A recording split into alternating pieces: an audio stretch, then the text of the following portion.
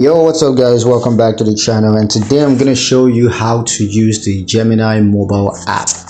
Let's get straight into the video. First off, downloading and installing the app. So if you don't have the app, then of course you're gonna need to download that, and you can just go to the App Store for iOS devices, or you can go to Google Play Store for Android devices and just search for Gemini, and then download the app from the search results. And of course you're going to need to follow the prompts to install the app on your mobile device, and yeah, you got it in your phone. Now for logging in and setting up the app, what you want to do is to launch the Gemini app on your mobile device, and then just enter your Gemini account credentials to log in, or if you don't have one, you can just sign up for an account. And then you want to set up two-factor authentication just to add an extra layer of security to your account. And you can also configure your account settings, such as notification preferences and currency display, just to fit your style.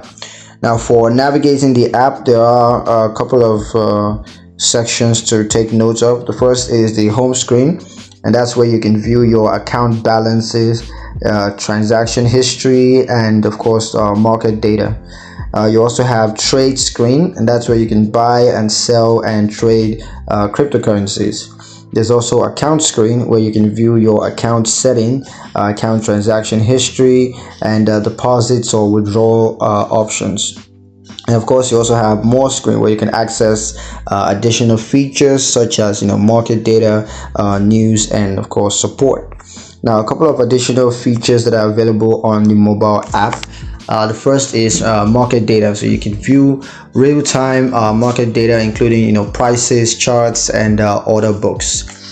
There's also news and updates, so you can stay up to date with the latest cryptocurrency news and updates. And you also have support, so you can access Gemini's support resources, including FAQs, tutorials, and of course customer support.